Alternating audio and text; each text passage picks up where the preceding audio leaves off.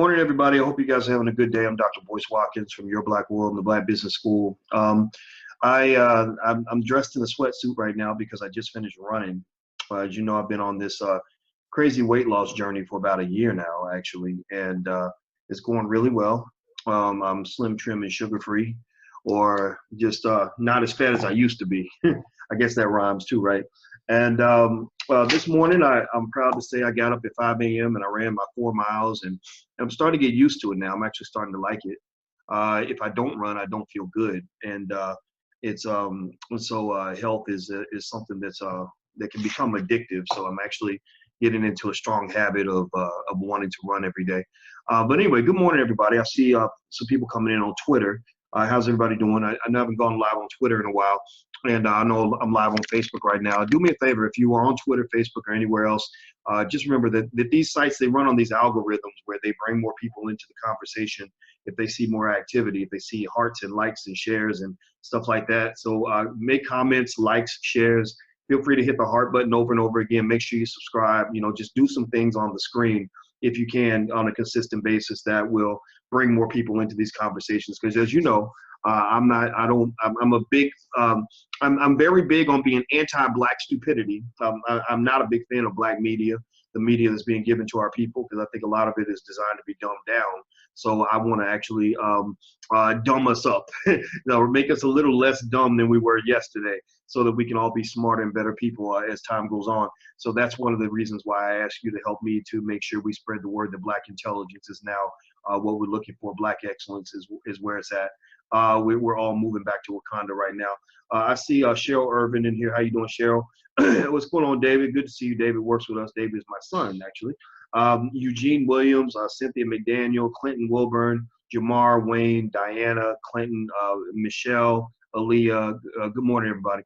So let me jump into the conversation for today, actually.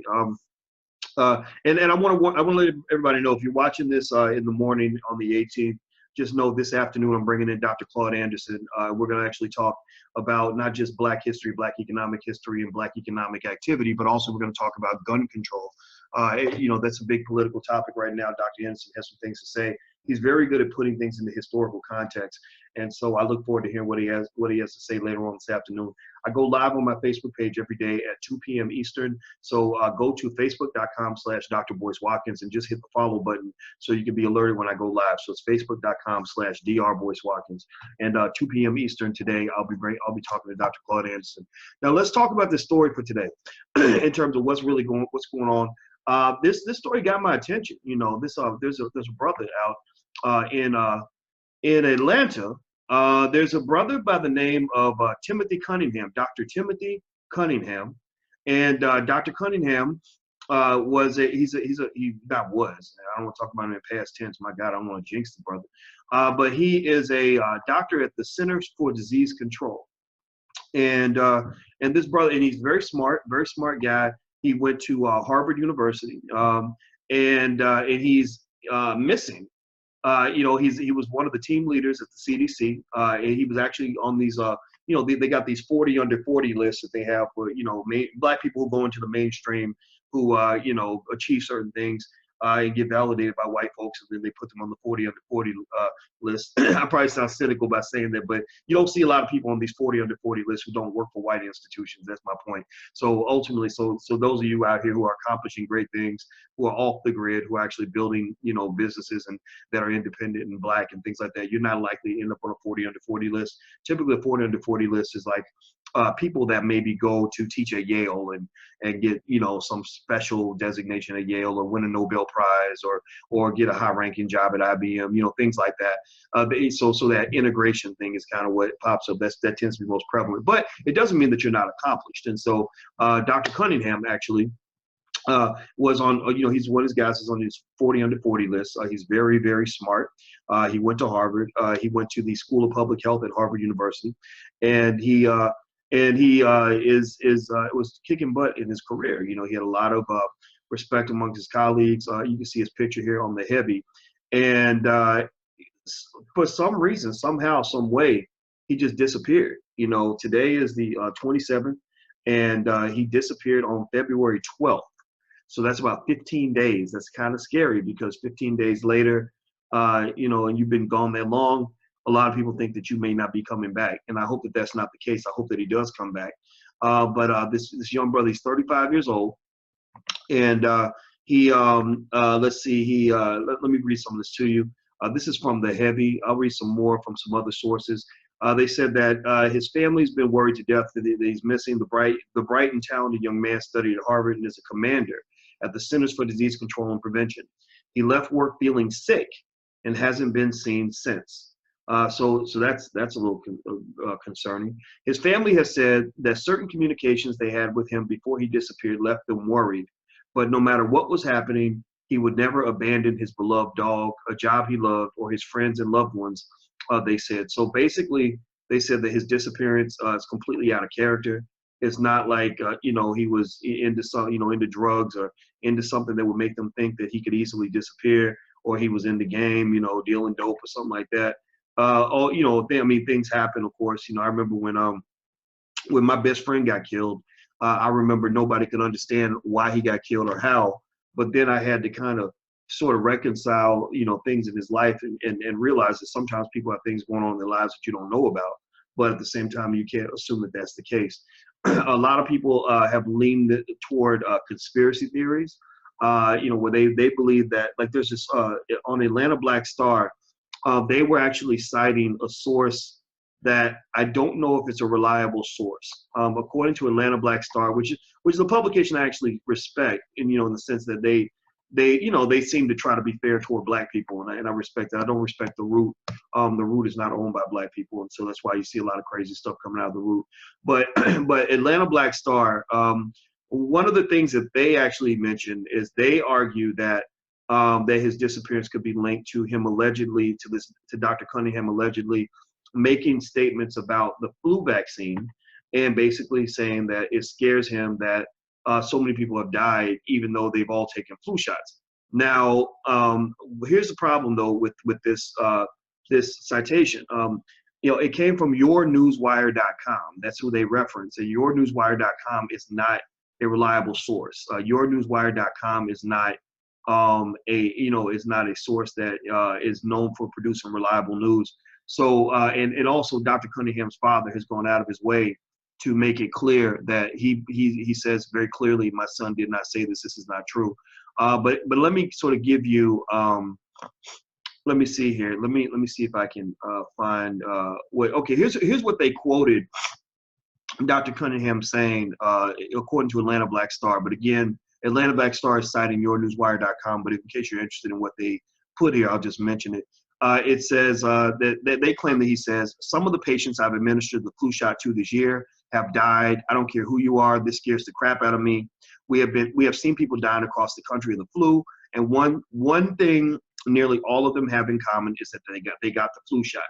Now, but again, you know, yournewswire.com is a publication that's known for saying a lot of crazy stuff. Let me see if I can find. I think it was what was it? I think CNN actually points out.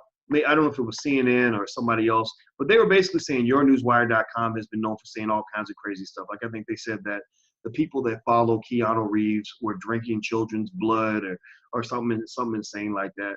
So ultimately, you know, this basically Dr. Cunningham's father has said that I must address this issue. He said it is a lie. It is not factual. Hopefully he'll come back and be able to address that. So they sort of made that very clear that their son did not say that is not true. Now, of course, a lie will spread faster than the truth. So ultimately, you're going to have people that are going to believe that because they want to believe the conspiracy. I would need more evidence to really believe that the conspiracy is true.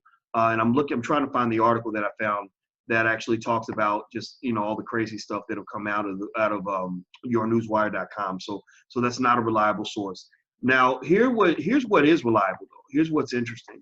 You know, when you really look at studies on the effectiveness of the flu vaccine, because I was curious. I said, well, you know, what are some of the theories about flu vaccines and do they work? And my sister's a doctor. You know, I'm actually going to go visit my sister in Arizona this week. I'm actually doing an event out there with a nature vet as well in Phoenix. If you live in Phoenix, I think it's drboycephoenix.eventbrite.com if you want to go check it out.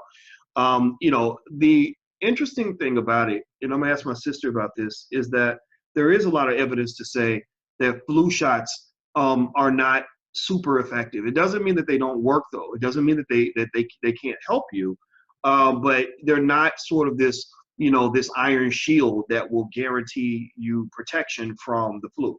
Again, I speak as a person who's a doctor of finance. I'm not a doctor of medicine, so maybe I can bring a doctor in here who can kind of talk to this a little bit more.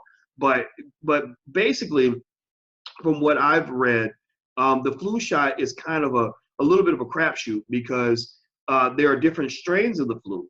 And in order for them to vaccinate you, it seems to me, it's almost like they have to pick a strain that they believe is going to be the most prevalent strain and protect you from that strain. I don't know if they can protect you from all strains of the flu. So what happens is, it's after the flu season, from what I've gathered, that they can actually determine if the flu shot was effective or not. And so basically, the flu vaccine, at best, most of the time is maybe 50 to 60% effective, which means that if two people both get the flu shot and both of them are exposed to a strain of the flu, one of them is going to catch the flu, the other one is not, right? And the other thing that's interesting is that in this particular year, in 2018, the studies that are coming out now, the ones that I'm reading now, are pretty much saying that the flu shot for this year really sucked in terms of its effectiveness, that it was pretty close to being garbage, maybe 25% effective, which is really, really low.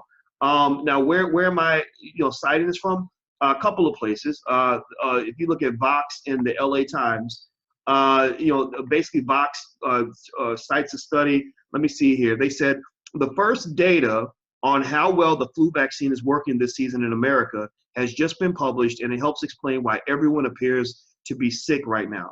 The study from the Center for Disease Control and Prevention's Morbidity and Mortality Weekly Report tracked flu cases among 1,700 children and adults across the U.S. They found that the flu shot was 36% effective overall, meaning it reduced a person's risk of getting sick with the flu and going to a doctor's office by about a third. But the vaccine's effectiveness against H3N2, the most commonly circulated strain of flu this season, was much lower, 25%. And this finding squares with an earlier report from Canada, which found that the flu vaccine was only 17% effective against H3N2. So here's a quotation. The evidence is mounting from Australia and now from Canada that the vaccine protection is low this year, said Danuta Skowronski, the lead author in the Canadian study and an influenza epidemiologist at the British Columbia Center for Disease Control. In a good year, the flu shot's effectiveness hovers around 50 to 70%. But in years when the H3N2 type of flu circulates, as it did this year, the vaccine tends to be less effective. So ultimately, this particular year, the flu vaccine wasn't effective at all. Now, does this mean that you should never, ever, ever get a flu shot? I think that's up to you. If you want to know what I do, I don't get flu shots. I just wash my hands and try to cover my nose when I sneeze and try to stay fit so that I can, my immune system is strong. I take vitamins every day. I get plenty of rest. If I start feeling myself getting the sniffles, I'll sleep extra long and stuff like that. Try to have quality of life to protect myself. I don't really want to get a shot or take medicine for things if I don't feel like it's absolutely necessary, right? So, but that's my own perspective, not built on a conspiracy theory per se that the CDC is trying to kill us, but at the same time, I do believe that the medical profession is trying to kill us, or maybe not kill us entirely, because if you're dead, you can't pay your bills.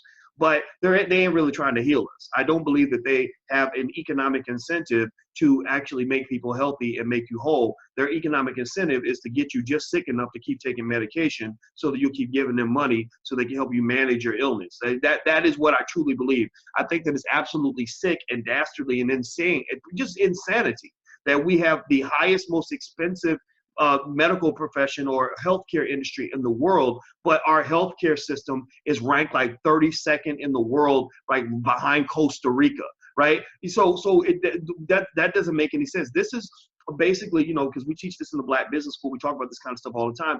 This is kind of an example of capitalism gone wrong. Capitalism, when it's practiced in a really ugly form, like it is in the United States sometimes, can get to the point where you just got really stupid, just ridiculous outcomes as a result of the fact that companies are so money hungry that they're literally letting people just their goal is to make you sick so they can help you get better. Like they'll sell you the food in the front of the store that'll give you diabetes, and then sell you the medication to manage your diabetes in the back. Like that's the crazy, that doesn't make any sense. And so ultimately, do I trust the CDC entirely? No, not really.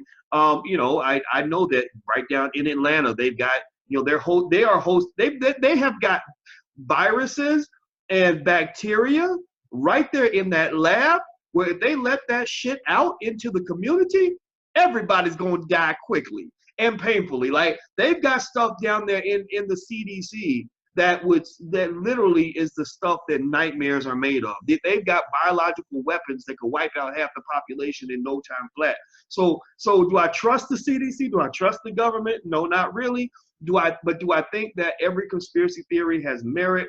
No, not really. I think that our imagination gets the best of us sometimes, but I don't think you can write off conspiracy theories entirely, because historically we know that conspiracies have occurred on a broad scale. All the way. I mean, think about this. There's so much evidence that, even with wars like World War II, there's evidence to say that there were politicians that deliberately did false flag operations to get us into the war, because they were like, oh, we need to make the American people believe that we need to go and invade and blah, blah, blah. At the end of the day, they were just trying to make more money. I mean, it wouldn't surprise me if that was the case. You've got the Tuskegee experiment, right, where they were just letting black folks just get syphilis just to see what would happen.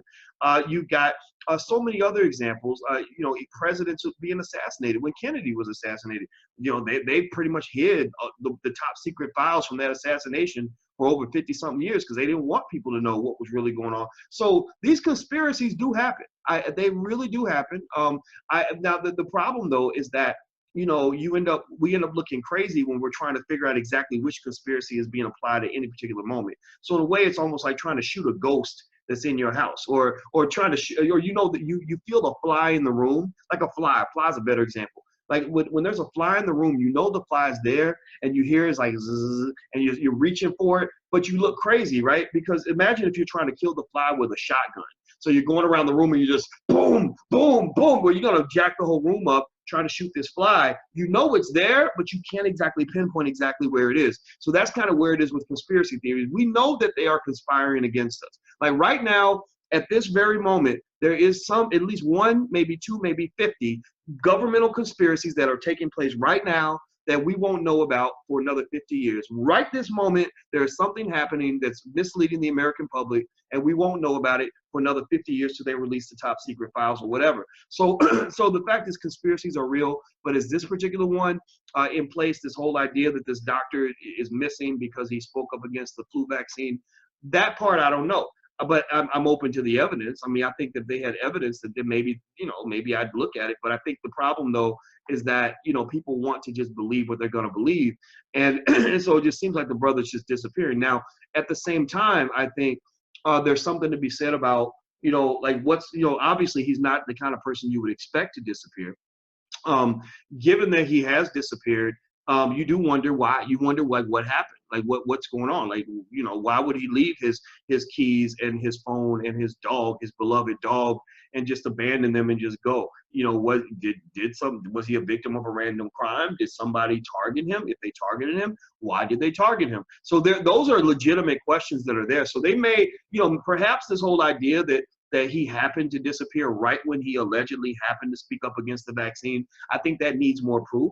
But I do think that, when you have this guy who his whole life has been a high achiever, he's been a mainstream kind of guy, he's kind of followed by the rule, followed the rules and did what he was supposed to do, and suddenly he's at work and he's not feeling well, and then he goes home and next thing you know, he's gone. Well, then shit. I mean, that, when you connect that to the fact that we do have a government that has conspired against people before, and don't tell me that people haven't gotten murdered for what they've said in the past against the government. It happens all the time. The CIA operates all around this place, and they've done horrible things to people, and in secrecy.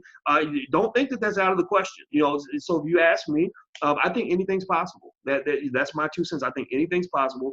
I think that, think about this. I mean, is it out of the question that somebody said, okay, we need to get him alone, so we need him to come home. We need to make him, put something in his drink, make him feel a little bit sick. Like, remember, it makes me, honestly, like, I think about the Black Panther. Remember when the guy sitting there in the beginning, Killmonger, is in the museum, and he's talking to the white lady, and the white lady's like, saying something, and she starts coughing, and he's like, oh, you okay? You all right? When really he's the one that put something in her drink, right? And so that, so it was all a setup, right?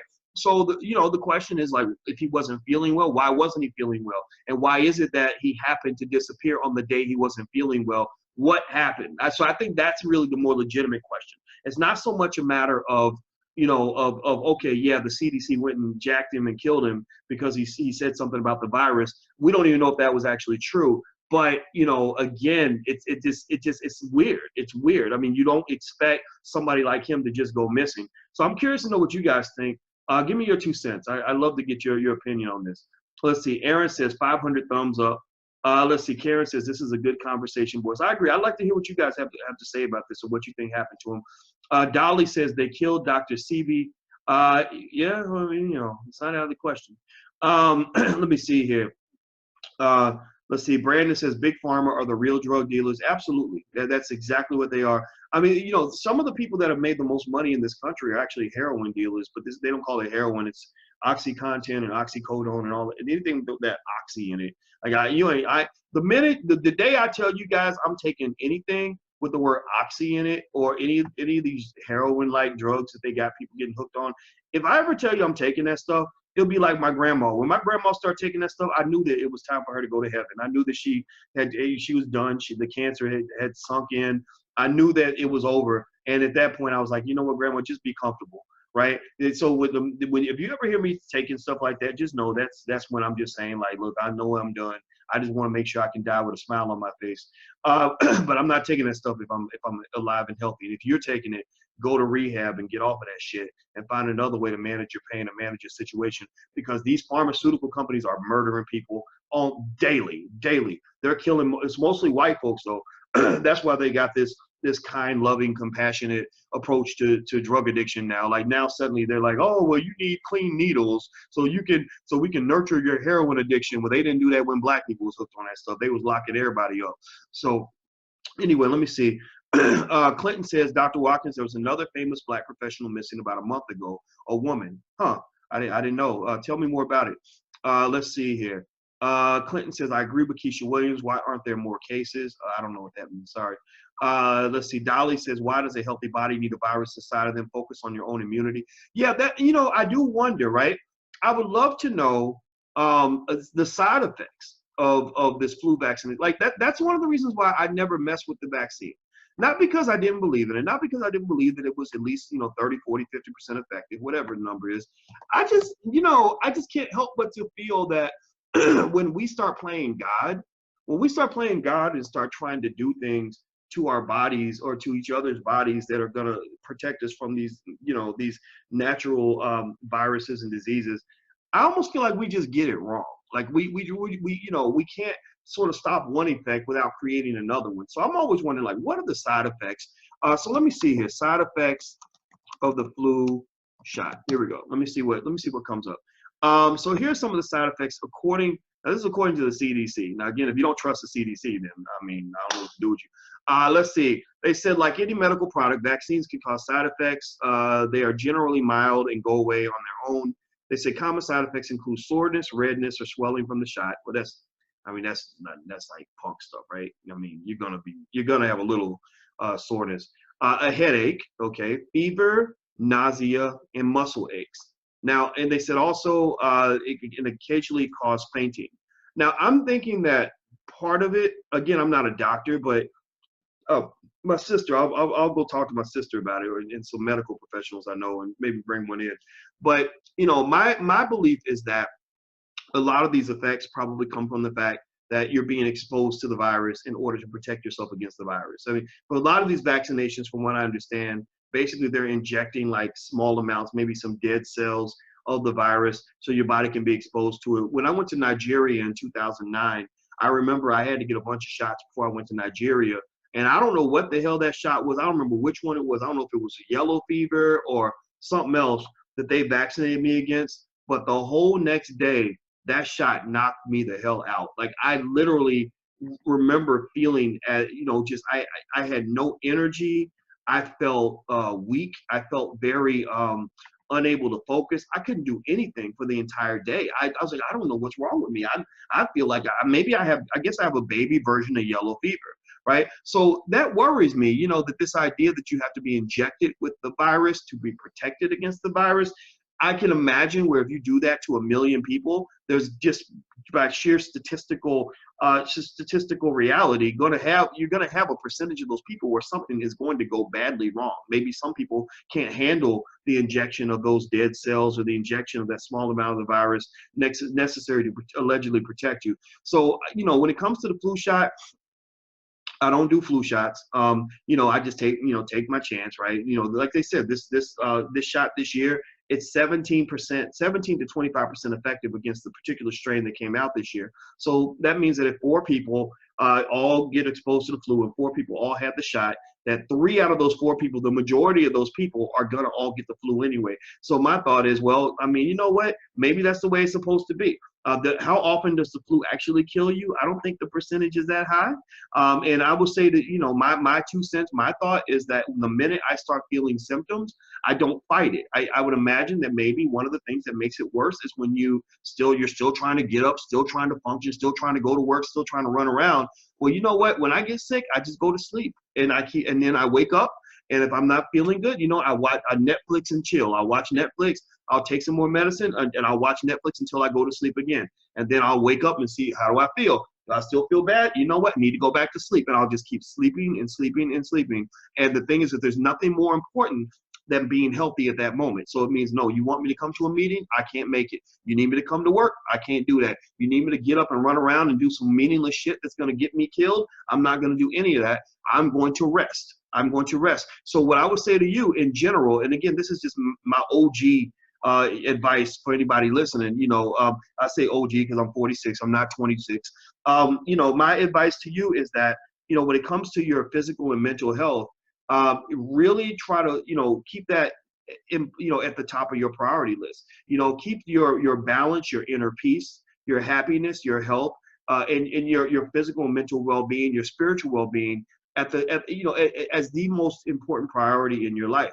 Most of the stuff that you stress yourself out over, most of the stuff that makes you sick and makes you unhappy, is not really that important. Most of the stuff that's driving you crazy, whether it's the stuff that's going on at work, or worrying about paying a certain bill, or worried about somebody that's pissing you off, or run around trying to do extra stuff for somebody that don't even appreciate it. Like, I think a lot of that stuff is not as important as we think it is.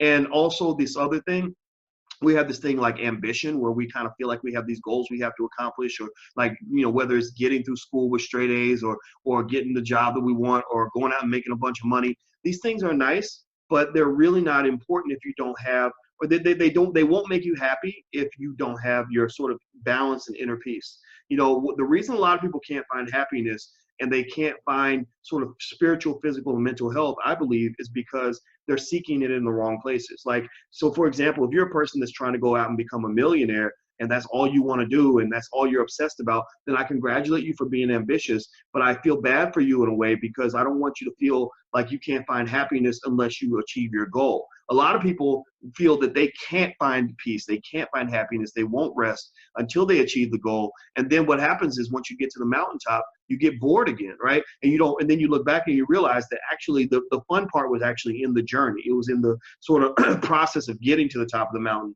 And also the other thing, here's another little secret I found out about happiness and physical and mental and spiritual health, is that usually all of that health and happiness comes from the little things. It comes from the basic stuff. It's not the advanced stuff.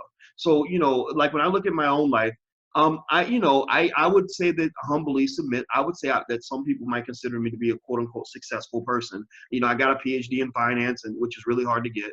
I've made a decent amount of money. I've achieved, you know, some sort of status in what I do, and those things are nice, but those things don't really make me happy.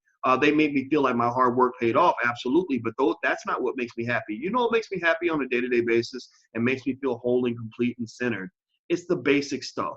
It is getting enough sleep every day, because if you don't get enough sleep, you're not going to be happy. You're going to be stressed out, grumpy, pissed off. You could have $10 million in the bank, but if you're only going off 4 hours of sleep, then everything's going to, it's like looking at the world through dark tinted glasses with mud on them. You're going to see mud everywhere. You're going to see misery everywhere. You're going to see darkness and sadness everywhere you look. So plenty of sleep is very, very important for your physical and mental health. Number two, the other things that make me happy: getting plenty of sleep, doing work that I love. I love the fact that I can get up and do things like this, like what I'm doing right now, talking to Black people and working on things that relate to the Black community. Like that really makes me happy. That brings me peace. That brings me enthusiasm. That gives me energy. I don't have to muster up energy. It just comes out because this is what I love doing. So doing work that you love, working with people that you like. I love my team and I love talking to them every day. You know, when I worked with a bunch of racists, I didn't enjoy that. What else? Getting my afternoon nap. You know, naps are underrated, but I swear to God, in countries where the workplace is more comfortable than what we have here, they let people take naps in the middle of the afternoon, or they'll put a couch in their office. You know, we don't do naps as a cultural thing, but naps are very important to refresh you and to rejuvenate you. A lot of people run themselves into the ground, and what's unfortunate is that as you run yourself into the ground, you're less productive. Like you're still working on and blah blah, and you know, a 30-minute nap could literally perk you up, but you're like, no, I don't have time to take a nap. I gotta keep working because I gotta keep going. And then next thing you know, you're not really getting anything done anyway because you're too damn tired to even concentrate. So take a damn nap, rest, you know, rejuvenate yourself, right? What else? I love eating my favorite food. I think you know, just little things like that. Those little things, getting exercise, being productive every day, doing something constructive. Like I don't like to sit around and have too much leisure. I don't want to have too much work. I balance between the two. It's like I sleep a little while, I'll work a little while, I'll entertain myself a little while, I will then go back to work for a little while. And the balance, you see, so balance is everything. So if you're looking for physical and mental health, I encourage you to have balance. If you don't exercise, I encourage you to find a way to exercise. Those are the ways I think that you can sort of fight against things like the flu vaccine. I don't think you have to get into taking a bunch of damn drugs. I think that we live in a society where they want to give you drugs for everything. And I just think that that's probably the least healthy way to move forward with anything in your life. Now, let me see here. Honey says, Dr. Watkins, I'll take the millions in 4 hours of sleep. Yeah, well, that's what I used to think too, you know, and it feels that way when you don't have the millions. And then when you get to the point where you got the millions, what happens is you got to understand money is a drug. Money operates in your brain just like a drug does. Professor Andrew Lowe at MIT did a study where he showed that the impact that money has on your brain is similar to the way cocaine impacts your brain. It's the same region of the brain. I think it's the hypothalamus, if I'm not mistaken. But anyway, money is a drug, and money will make you high. Money will make you feel good. But what happens is that, like any other drug, you eventually become immune to money. So at first, when you first make a lot of money, you're really excited. But then, you know, after a while, it becomes commonplace. So losing your money can make you unhappy, but having your money doesn't make you happy. It just makes you feel normal. So a lot of times you think about a drug addict, when they first use a drug, they're excited. Woo! I feel so good right now, right? I've never felt this way before. This is amazing. And then after a while, they get to the point where they just need the drug just to be normal. And when you take away the drug, that's when they start feeling depressed, or they can't concentrate, or they can't get things done. So ultimately, I think that if you're talking about sort of trading money for your happiness, you know, just be cautious with that, right? I think a little bit of discomfort, nudging yourself out of your comfort zone to discover new things and try new stuff, that'll go a long way. But if you are just sort of you know, like working yourself into the ground to the point where you're miserable, ruining your life, destroying your relationships, and doing all that stuff just to get money, what'll happen is you'll be sitting on a big pile of money, but you'll also be sitting on a big pile of unhappiness, and then you'll wonder what it's all for. So just keep that in mind. Now, my conclusion as far as this brother, the brother at the CDC, in case you just came in, by the way, that's what we're talking about. We're talking about Dr. Timothy Cunningham from the CDC. His brother Ontario says that he's the consummate professional. So he's gone. Dr. Cunningham's gone missing, and there's this rumor that he spoke up against the flu vaccine, and that's why he disappeared. His parents, though, are saying that that's just not true, that he never said that. But at the same time, while they're dispelling one myth or one rumor, if they're doing that, it doesn't kill off the question. The big question is, well, why and how and why, coincidentally, like, what is this? He felt sick one day. He goes home. Next thing you know, he's disappeared. Why can't they find him? Like, where did he go? Like, what happened? So I think that this is intriguing to me, because he doesn't come off like the kind of person that would disappear. And it's not as if conspiracies are out of the question. For example, there are little things I've always believed. Like I've always believed that that if you, for example, if you told too many secrets about the Clintons, that you better watch your back. You better get you a gun license, because you might not be safe. For example, think about this. I mean, think about the fact that you had the whole Me Too movement, where everybody's making all these accusations and allegations from 30 years ago, and not one single time have you seen mainstream media talk about Bill Clinton on any of that. And I'm just sitting there thinking, wait, Bill Clinton was buddies with Bill Cosby. They was doing all the same stuff.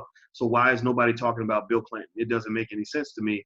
Especially if you're talking about all these other people. You went and you tried to tear down Tavis Smiley because he had consensual sex. Well, why wouldn't you tear down Bill Clinton, who allegedly had sex without consent, right? So my point is that, again, it's sort of like you can't assume that all of this energy is sort of being applied uniformly. It's not. It's being applied specifically, and it's being targeted. So there's always a conspiracy happening. With media, there's always a conspiracy going on. With government, there's always a conspiracy happening.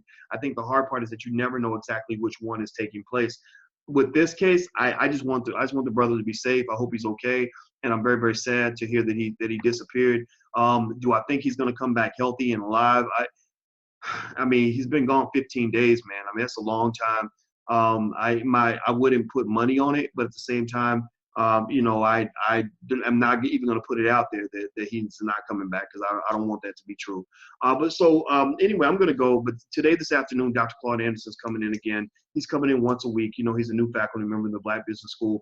Also, if you haven't done so yet, go to the Black Business School, and you can actually start our free entrepreneurship introductory class. It's at financialjuneteenthuniversity.com. It's totally free. And the lifetime membership in this program is actually $1,000, but you can actually join totally for free. And there's a ton of content, and it can really get you started. So I'm typing the URL in here on Facebook so you guys can see it. It's financialjuneteenthuniversity.com. That's financialjuneteenthuniversity.com. Feel free to join, and in the Black Business School, we can teach you very, very well. As you know, I've talked to you guys about that a lot, and I want to encourage you to join and also bring your family, because economic intelligence is the most important thing Black people can gain in this generation. Because once we get economic power, then we'll have some real Black power. We'll have some real Black Panthers in this world that can actually go out here and really get some things done. So anyway, I'm about to go, guys. You guys have a good day, and I'll talk to you soon. So take care, and my best to the family of Dr. Cunningham. I hope that you find your son healthy and safe and alive and all that good stuff. So I'll talk to you guys later. Be good. Peace.